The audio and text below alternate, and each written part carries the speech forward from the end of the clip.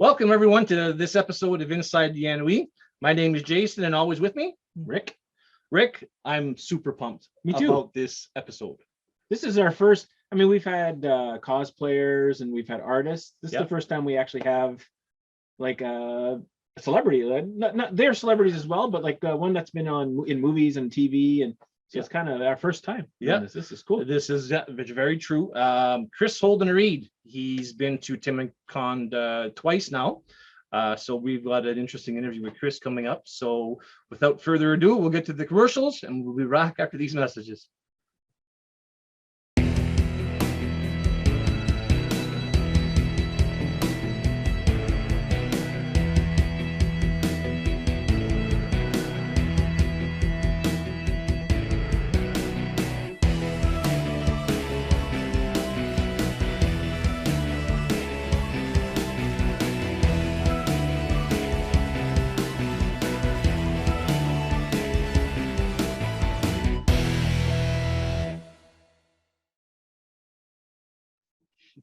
Welcome back, everyone. So this episode, I'm extremely excited about, Rick. We have a very, very special guest with us today. NOE TimCon alum, probably one of the nicest guys in show business you'll ever find, and he's a Canadian. I mean, that says What's up, girls? Everyone, please welcome Kris Holden-Ried. Kris, how you doing, my friend? Hey, great. Thanks for having me, guys. Thanks. Big shout out to the Timmins. Yeah, the Timmins is nice. Timmins is good. How is the weather up where you are? We miss the Timmins. We some of my buddies and I we talk about the con we had up there. There's a couple cons. Natalie Brown still says that no matter what, if I go back up there, I can't come without her. So just FYI, we're a package deal from now on. Yeah, everything's great here. I mean, Southern Ontario has been the weather's been terrific this year. A lot of rain, but now we're getting our proper summer and just in time for me to have my last week before I go back to work. So I'm enjoying it. As you can see, I am poolside. There you go. No shoes. Awesome. So we'll start off with some questions, if that's okay with you, and sure. get into a little bit of your career. That's going to be awesome. I just curious, what age did you decide, what age did you get the acting bug that you decided that this is something you wanted to do for a living? Well, for a living, that took a while. Sometimes I still wonder. I wanted in high school, I guess it was high school drama classes and stuff, and like school plays that made me realize that this is something I really enjoyed, and maybe had a bit of gravitated towards it. But when it came time to go to university, it was not really an option. So I went to business school, and I was taking I was an athlete. But then in my second year of university, I was completely broke from being a Canadian athlete. I was on the national team of a sport called modern pentathlon.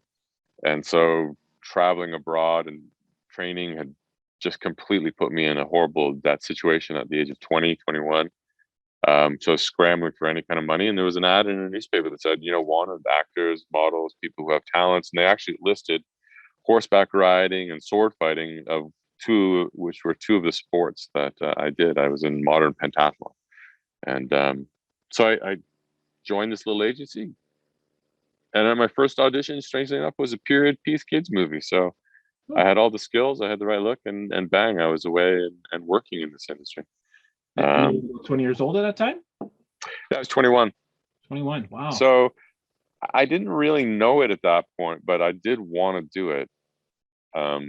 My mom, funnily enough, has an 18 when she made a collage for me when I was 18, like life dreams and stuff like that. And there's like, the dad with the airplane and yada, yada, all that kind of stuff. But one of them said, "Is this the world's hottest leading man?" And I remember looking back at him and going, "Oh, I must have been vocal about it at that point for her to have included that, But honestly, like I didn't know anything about acting. So it was all trial by fire, learning from that first gig all the way to this day, still learning.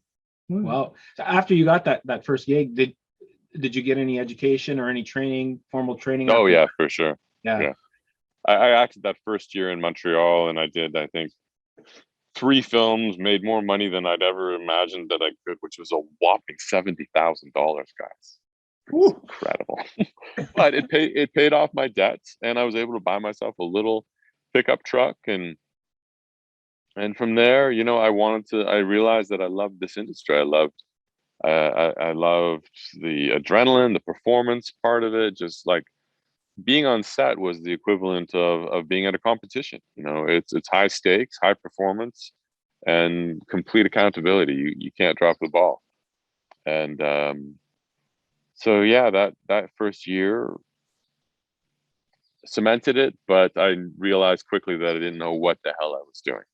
So luckily I did a film with Michael Ironside from, you know, Top Gun and so many things. I mean, Michael's one of the great Canadian actors.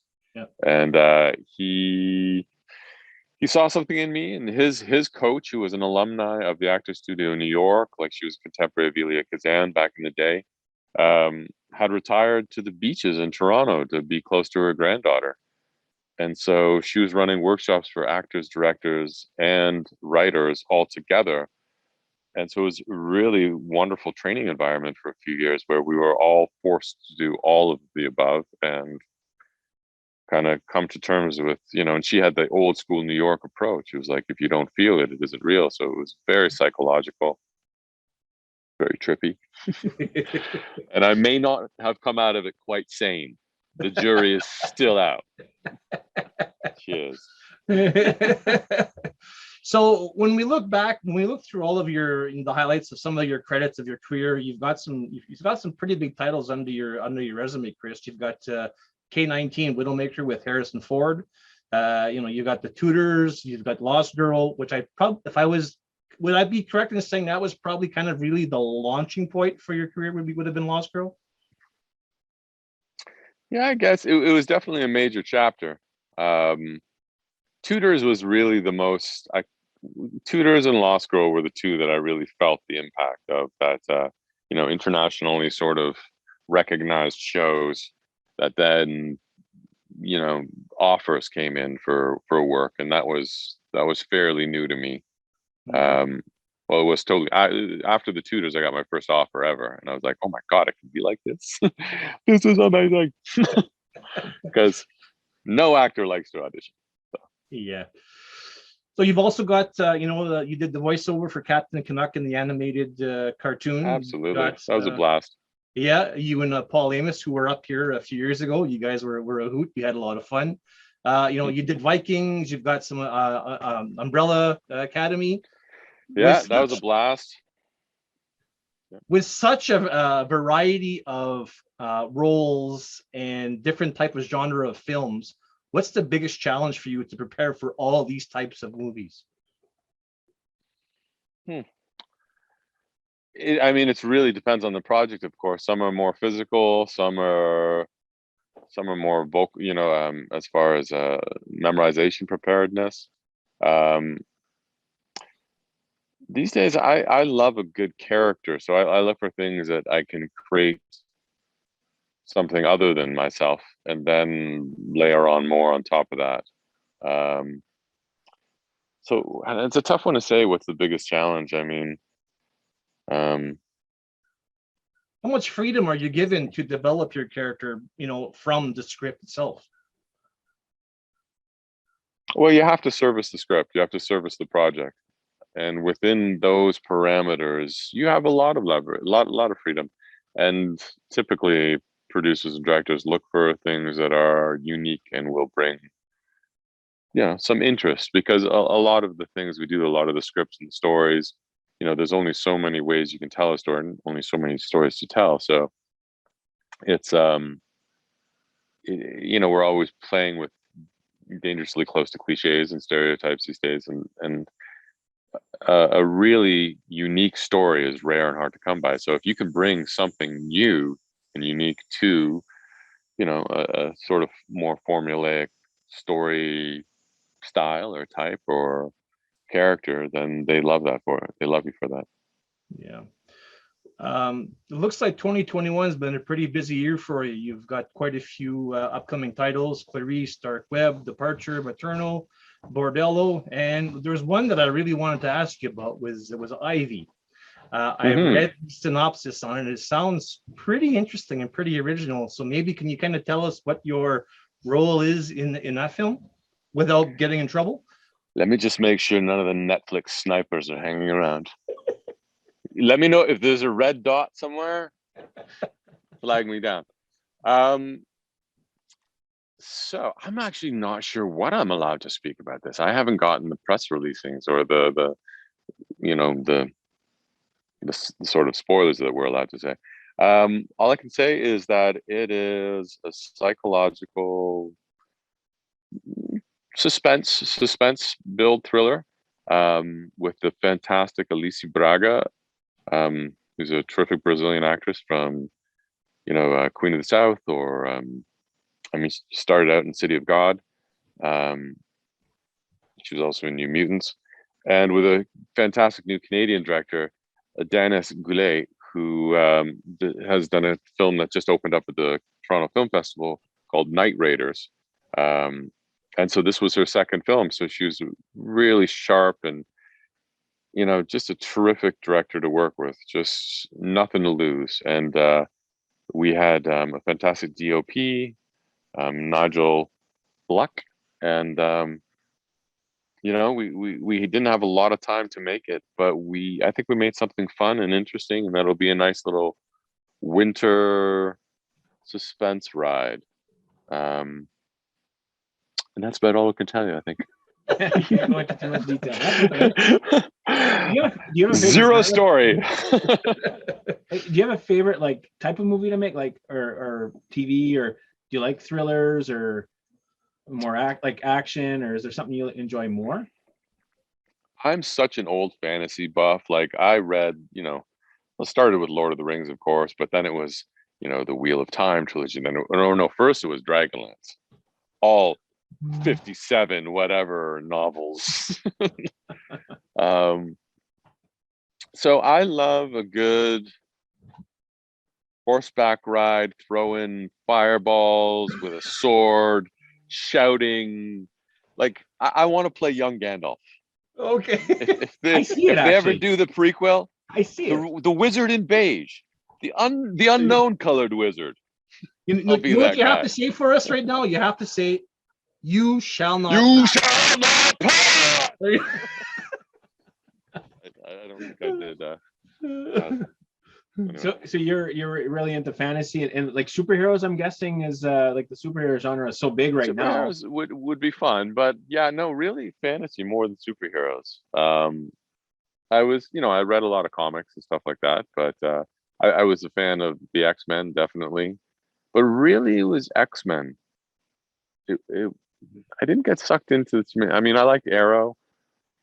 I know, God, I could pull out my old comics, but it was really the X-Men that I loved, and the sort of offshoots thereof. So you were like a nerd and an athlete, combined. That doesn't happen very often. What's going on here? I think it actually happens a lot more than you think. Sorry, I missed it. I said I think it happens a lot more than you think. I think yeah? a lot of athletes are pretty nerdy. Yeah, I don't know. I mean, I got into athleticism in a weird way. I was, as a kid, I wasn't any, I swam a lot because we had we had a boat, little sailboat, but my parents made sure I knew how to swim. So I was in the water constantly. But my mom wanted to horseback ride. So that's where we bought this little hobby farm that I'm on right now. And, I grew up riding in Pony Club, which is a, little international association for kids to horseback ride. But I wasn't athletic. I mean, in high school, they called me Eugene or Torpedo Head. Yeah, these are not, these are not positive descriptions. So I was definitely a nerd. And then I started competitively swimming at around the age of 15 to 16. And that's, just in terms of all the hormones that hit in that time and musculature that swimming created.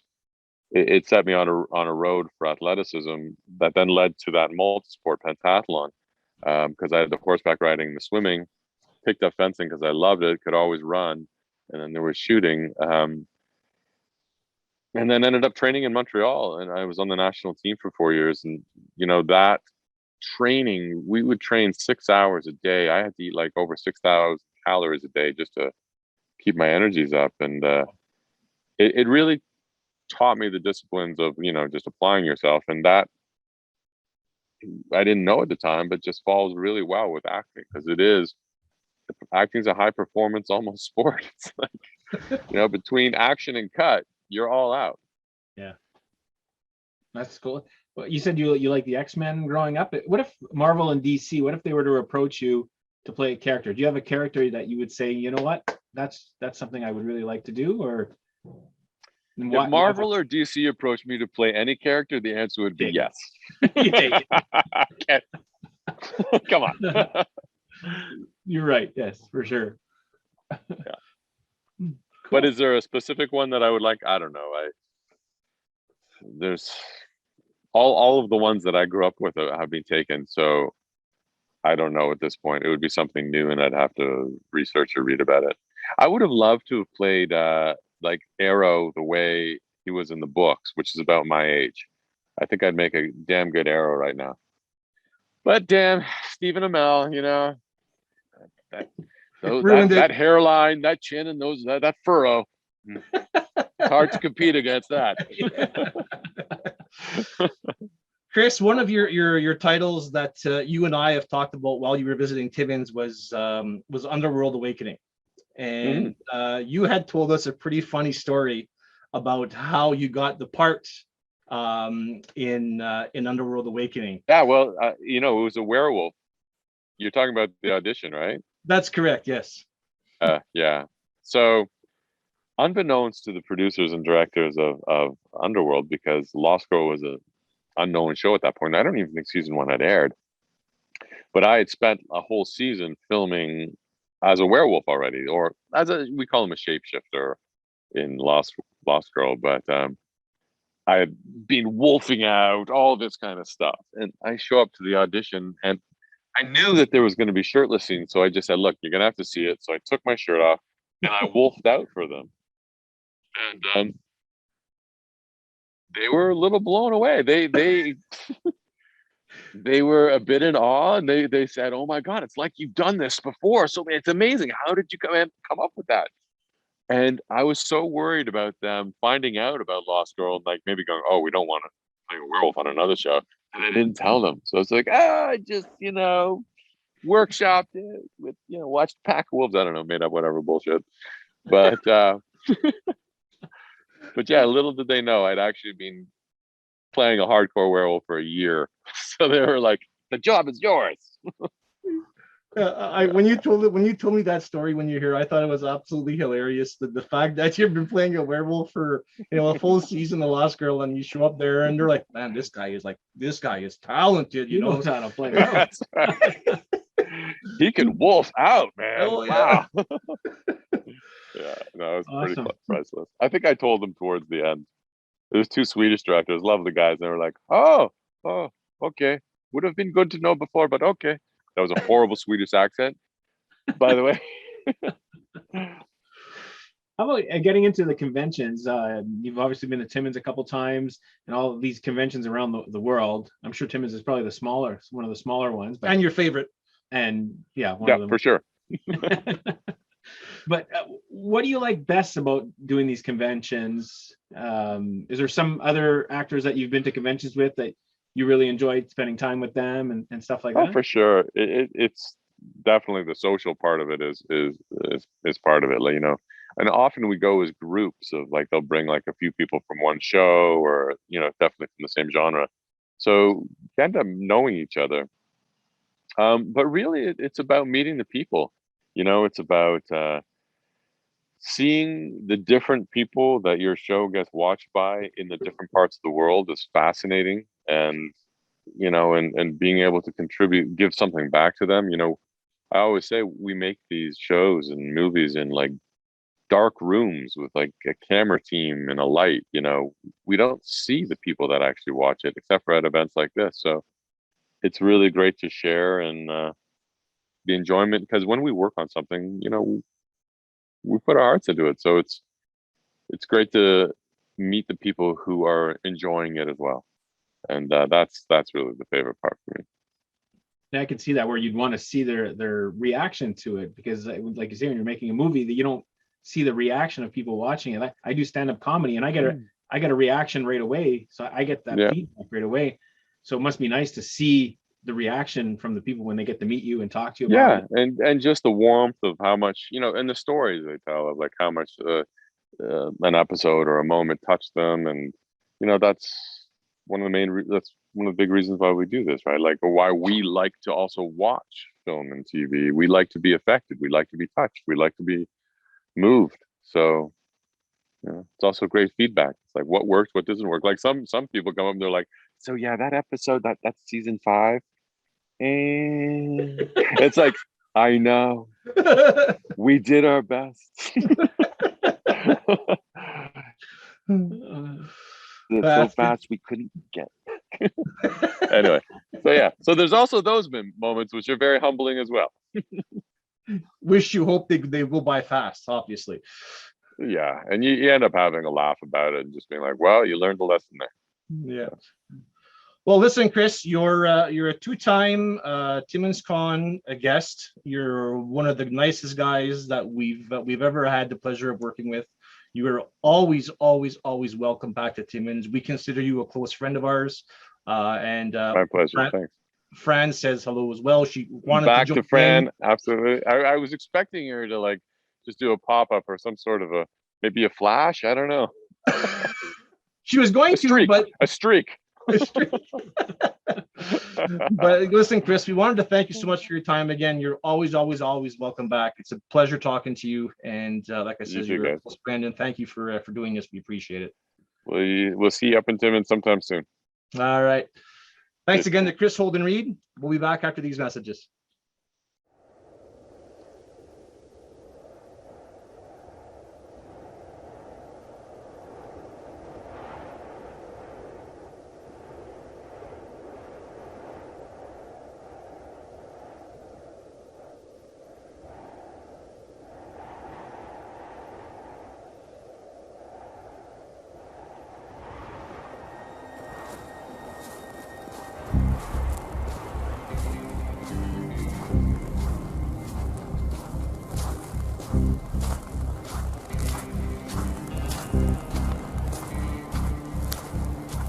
Summer streets and the pavements are burning. I sit around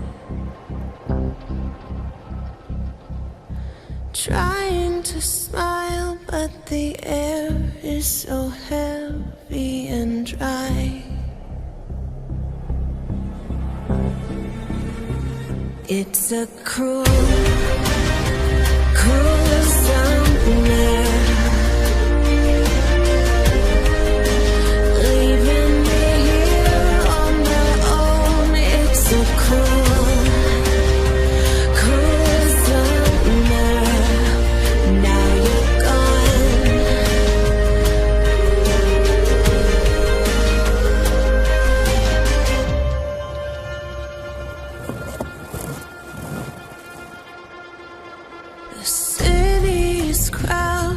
My friends are away and I'm on my own. It's too hard to handle, so I got to get up and go.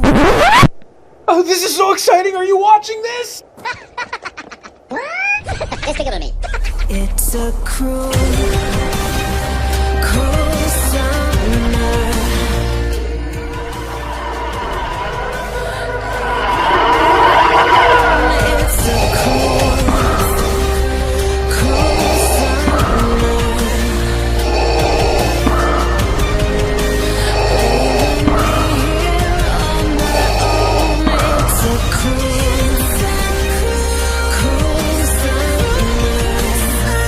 Now you're gone.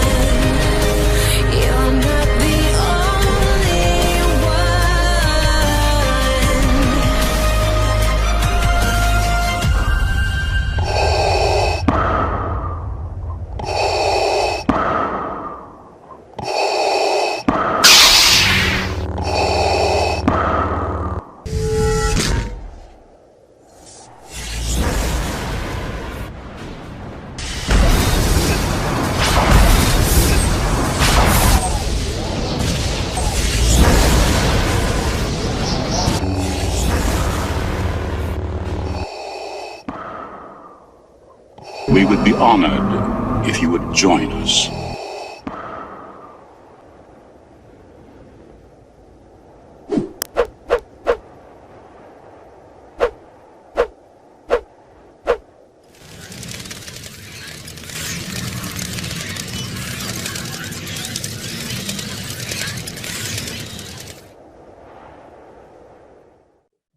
Welcome back, everyone. Well, I got to say, it was an absolute pleasure talking with our friend Kris Holden-Ried. Kris is, like when I had said during the interview, he's one of the nicest guys. It comes off in the interview. Oh yeah, He's just very casual and very just genuine. Yeah, just sitting there by the pool and talking to us like we're best friends. Like, yeah. all right. And that's what it was like when he was here both times. She was amazing with with the people, talking with them, photo ops, doing the autographs, talking about certain movie roles and TV roles.